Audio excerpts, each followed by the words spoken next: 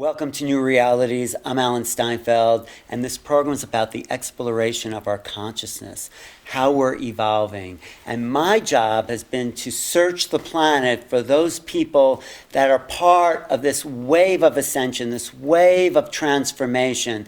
And that is why I'm here today in Sedona, the lovely Red Rock city of Sedona, with Aurora Juliana Arial. And she has been a mystic, a conscious vehicle for the upliftment of the planetary consciousness. She had an awakening as a child, and she's been on this mission for decades, let's say. But I am so happy. 22 years. At least. No, I'm so happy we're here because she has so many valuable things. When I was sitting with you, you just started to open up, and everything that I've been hearing in pieces sort of came through you in one giant whole, holistic approach to consciousness. So tell me about your awakening and how that happened and what your mission is. Okay, well, I would say I was a normal girl, a barefoot beach girl that grew up in Malibu, and just the idyllic life, riding my horse, being in the ocean. And I started having awakening, a remembrance, and I had divine visitations that were amazing yet tangible for me and real.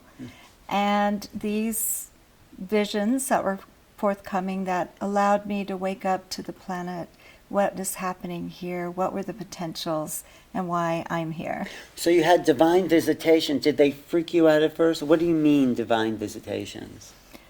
It just seemed to happen naturally, coinciding with this awakening I was going through very, very rapidly, realizing I was not really from this planet, realizing I was here solely for a mission. I wasn't coming for a vacation. And I'm not sure Earth at this time is really the vacation destination in the universe. And that humanity was facing some really dire potentials, and yet there was this happening taking place that I was given visions around that I know I am a part of. And so I guess it was by the time I was 16, I was anchored on this path.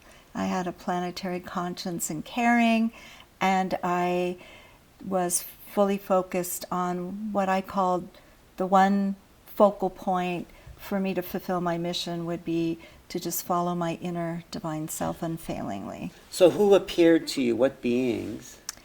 Well, at one point, I was staying in Silverton, Colorado, up in the high mountains, about 12,000 feet high on a ridge, and it was surrounded by just magnificent tall peaks, 14,000 foot peaks. And it was there I was just in a very deep process of awakening over a few months, and I was 18.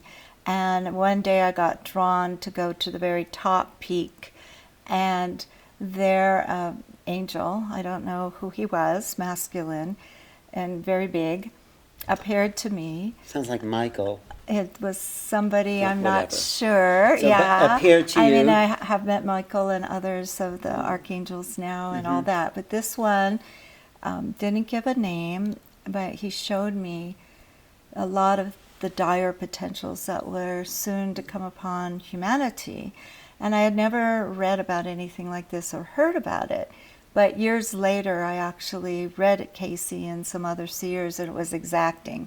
The potentials were exacting. What were the potentials of the negative? Great, like California going, and a lot of earth upheavals and water inundation and things like that.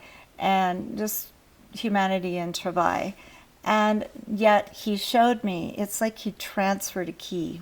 I guess you could say it was my first alchemical key, that I was here, we're here, and to turn the tide of that these things were set in motion, that we've seen that before on the planet, I learned later, 12,600 years ago and beyond, at different cataclysmic points where humanity went back to a more savage consciousness and reality, and the breakdown of highly technological societies. Right. So I saw that it was important to bring light to the situation.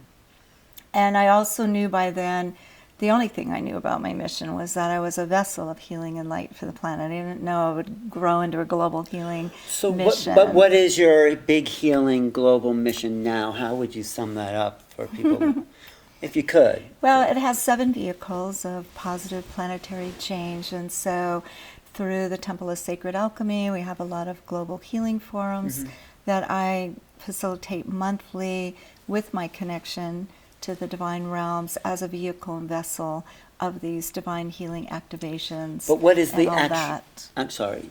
What was the actual mission, though? What do you feel like you are here to do specifically with your work? Personal and planetary transformation, helping the planet go through this upgrade and humanity to be upgraded to transform the codes of suffering and all that has been in the DNA that's kept humans not actualizing a greater potential, and to move the planet into freedom, enlightenment, and peace. But that's such a key point, the codes of suffering, because that's what we've been trapped in for, 50,000, 100,000 years?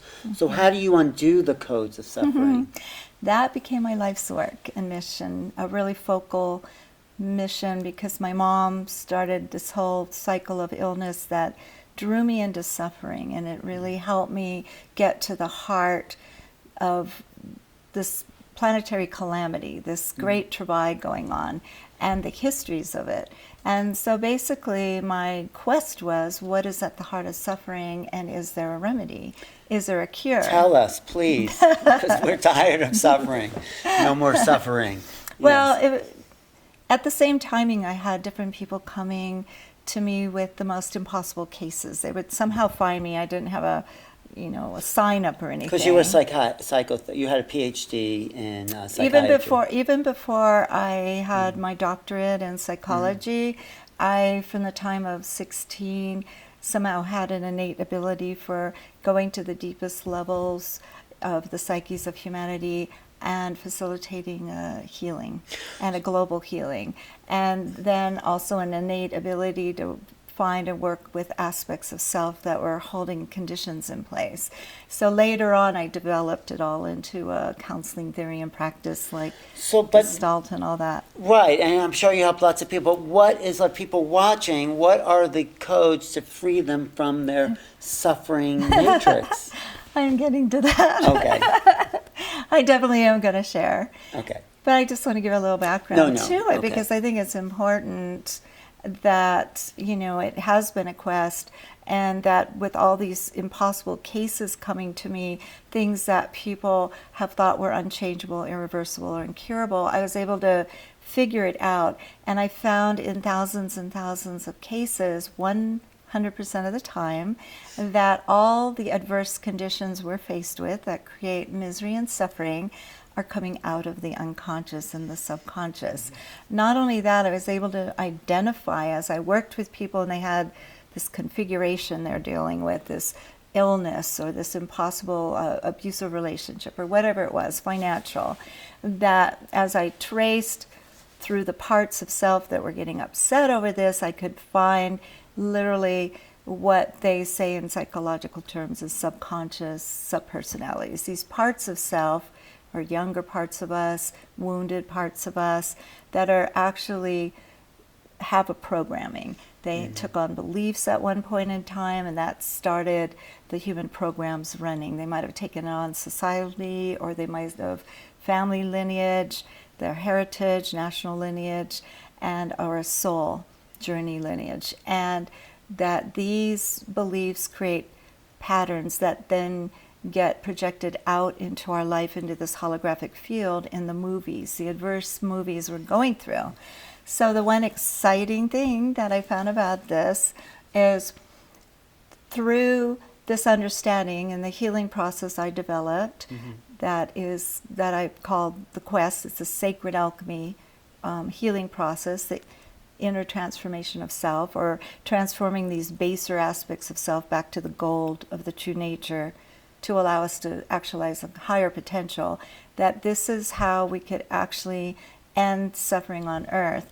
And that if we're going to continue to try to put our finger in that breaks in the dam to fix every little problem without addressing the cause and core of the whole matrix, then it's not going to be effective. Or even build projects and great projects without addressing this level, we will not have the success unless we really go and all of us do our piece to clear this up. Well, I appreciate that. And I also know you used your own life to work through a lot of those pieces to find the root causes of those Yes. those destructive matrices. But so if someone's having a problem out there with a relationship or with finances or with a job, how do they go back into their subconscious and pull out that suffering? You know, I lay it out really easily in the Quest self-healing system, and they can get the Quest Heal Your Life, Change Your Destiny book for free. Download it off my websites, because I want everyone to have this technology, no matter where they are, what financial. But basically, there's a 7-step process that you go through, and What are they? you want to hear all 7 I steps? do. I do. Okay, great. I do. Well, the first one is really important, because this is the point where we are not being run by our shadow self. We come into mastery.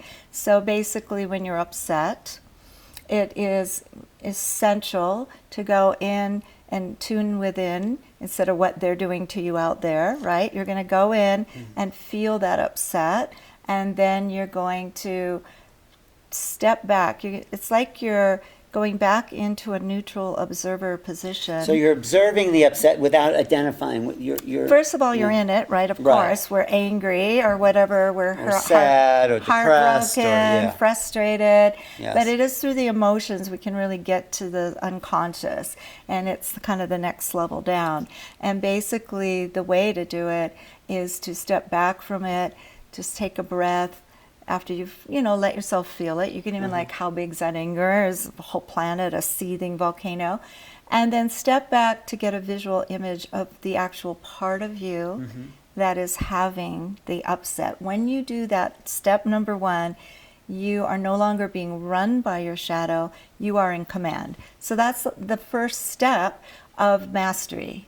Okay, and it's essential for us all to come of age now, stop playing out our shadow aspects, stop being babies in diapers, and Right, because if we know. don't step back from it, we engage it, we react to it, we reinforce it. So I like what you're saying. Yes, but then we don't want to do what's been taught through a lot of well-meaning people. We don't want to just then float up and we ignore it.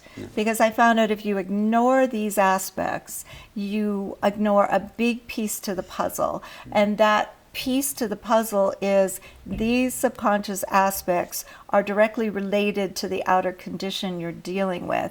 They help create it. They're like the creators of it for soul learning and growth and advancement, for resolving or whatever is happening. So if we do not heal it at its cause and core, then what takes place is we might be in this lofty place while our stomach's churning. It can go into illness.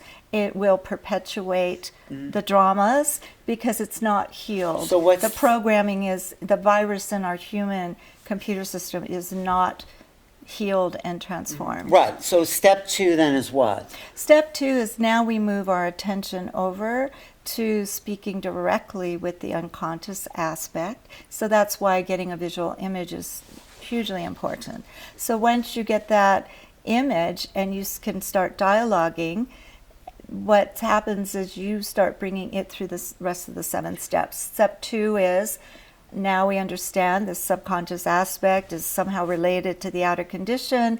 We know it's been in our unconscious for however long, where it got its wounding, where it began the pattern. And we want to see how has it been adversely affecting us on all levels. So we cover the mental through the belief systems, the emotional, the physical, health-wise, career, finances, and relationships. Okay, so if like you've broken up with your girlfriend or something, and then there's this sadness, how do you find a picture for that? It's not a picture about your sadness. It is really getting in touch with caring and having compassion for the part of you that is hurting. And invariably, yes, it seems like it's happening now, but it's accessing and activating a subconscious part of you that maybe was wounded in childhood or at another time. So you're getting and that this is pattern. an opportunity for a cleanup. And that's what is the high side of all this. We have the opportunity to clean up for ourselves these belief systems, these patterns, these adverse movies, the whole cause and core of suffering for ourselves, our family lines, and all humanity. So step 3 then? Is once you figure out, once it's sharing how it's adversely affecting you on all levels, bringing the whole thing very conscious, now you have the aspect go back in time, showing you where these patterns were reinforced and played out. And finally, you get back to the origin, the originating thing that happened in this or another life. What happened, okay? That point in time is extremely important, because as you go into step 4, you're going to identify, you're going to have the aspect share with you what is the beliefs it took on. So let's say it's 2 years old and getting abused, okay? Well, of course it's going to be, I'm not loved, I'm not wanted, it's not safe here. Or this is how I get love, by feeling abused, it's like all these stories we make up. Well, yeah, the wiring of this is love. Yes, exactly. Yeah, so when that happens, and which is really exciting in my work, I've been able to help people get free of cycles of abuse that maybe even went 60 years starting in their childhood, every single mate.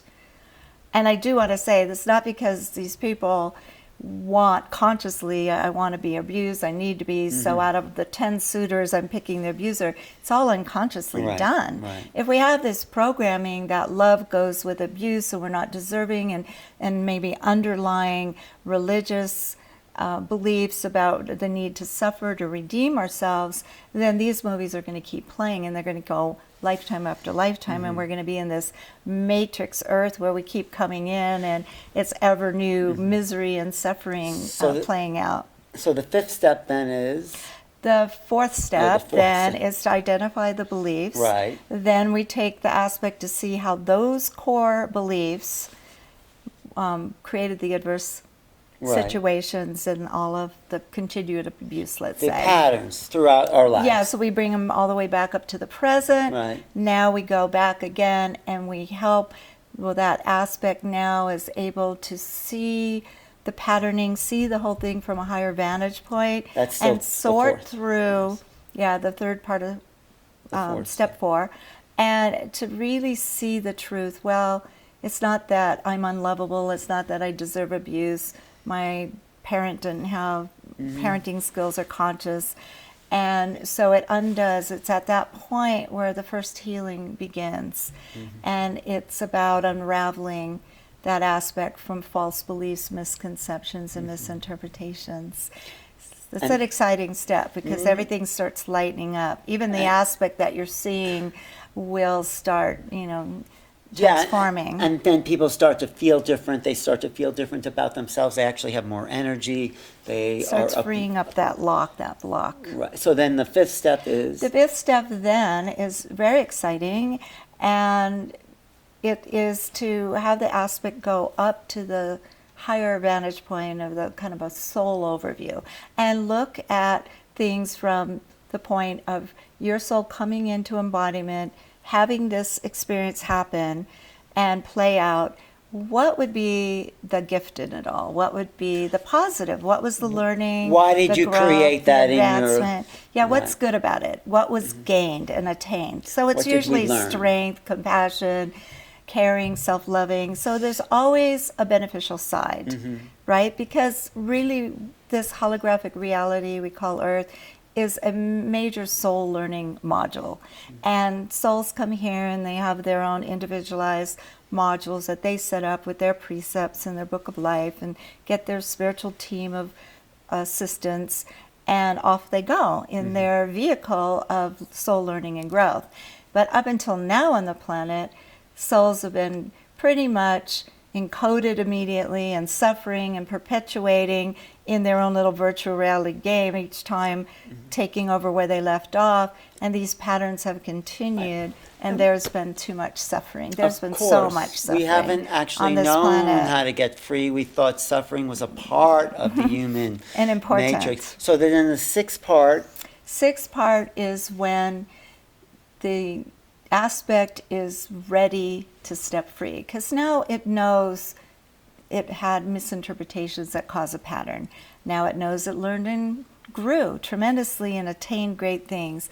Now it's ready to step free into its full potential self, and it will give you a visual image, and that image will go next to the original one, and you'll see a light-filled image. That's where it gets exciting, because in step 7 is the transfiguration, and the aspect merges with its higher form, and all that light-filled energy dissolves out the false beliefs, the patterns, the records, the memories, the pain, the sorrow, and even how it's been encoded in our physical bodies, how it's adversely affected our health, our relationships, and everything. It's like immediately we're redialing to a new future where that particular aspect or group of aspects are no longer playing out on the shadow side.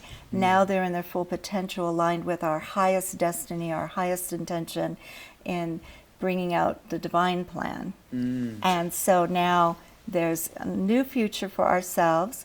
Plus, there's a link up with these aspects I found that every time you do this work, these unconscious aspects link up with others in your family line and even all humanity. And so there is a massive global shift that takes place every time we transform a piece to our own puzzle. right, we're freeing the rest of our lineage, Yes, our we're freeing DNA. humanity. And so, well, that's And this is the biggest alchemical key, how to free humanity, to live in Eden, to return heaven to earth, how to undo all of this matrix. And so many people are so crazily involved of this, the bad guys, and what are they doing next on the planet? right, And they get caught up them in out that there. drama of conspiracy and paranoia, and believing in the working on dire, themselves. yes, and believing that the planet has to go through turmoil or we have to go through disasters. But working with the divine ones all my whole life so far, and seeing so many visions and remembering right before this life and why we all came in, we would not have millions of us on this planet right now undergoing this grand transfiguration, cleaning this up at the deepest levels of our psyches, if the planet wasn't meant to be upgraded and we weren't meant to go into this enlightened era. We wouldn't all be here. That's why I'm doing these programs with people like you, You because are just perfect. right, because it's time for our awakening. So let's talk That's about it. in this little section the final piece, or the great awakening for humanity, because this is where it's all leading. It's leading to a total planetary transformation. So give us that piece.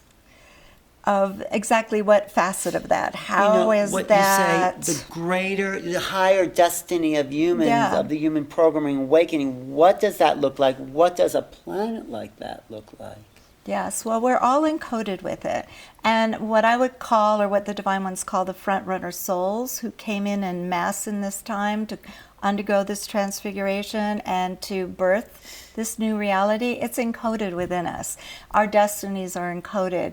We see that vision of a transformed world, of a return to Eden, of love being the prevailing focal point on the planet, and living consciously and wise stewards of the earth, and replenishing and updating all the systems so that it's beneficent for humanity, and that we're working in cooperation with the nature kingdom and the elementals to help bring harmony to the field. Now, this is a reality that there's many divine beings, there's many off-world beings, there's many beings of light that are physically in embodiment right now to help facilitate this. And I really want to say absolutely to everyone who has been in the grip of fear about our future, who has been buying into beings that have great powers that are going to destroy humanity or one world government, that we are here to change any matrix anything that was set in motion.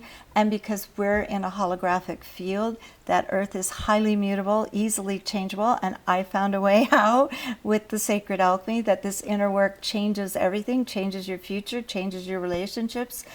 I've played with this forever.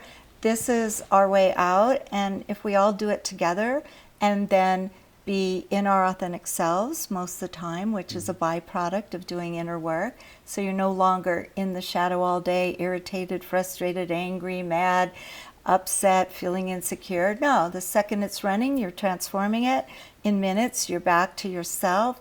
In this proactive, positive self, you are a vessel of a greater light and intention for humanity. And whatever spirit creates in and through you, beautiful music, healing architecture, whatever it is that added piece that is transforming our world.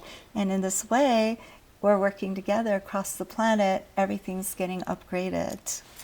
Thank you, Aurora, You're welcome. for your gifts and and knowing that there's a better future. There is a future that awaits us that is of a highest potential, that is the golden age. It is the return to Eden. It is the empowerment of the authentic self as we come into the God codes that we have forgotten. So we'll be touching on that in the next couple of programs. Thank you. What's your websites? You can look under aurorajulianaarial.com, and I have a YouTube channel. There's many, many, many offerings through that, and sacredalchemy.com, which is the temple, and the Global Healing Mission. There is global healings every month that I'd love you to tune into, because the Divine are rocking it in helping clean up a lot of this for us, even as we're doing our piece. Okay, you've heard it here on Newrealities. I'm Alan Steinfeld with Aurora Juliana Arial, and we'll be bringing you more exciting programs. Thanks for watching. The good news. The good news, the God spell.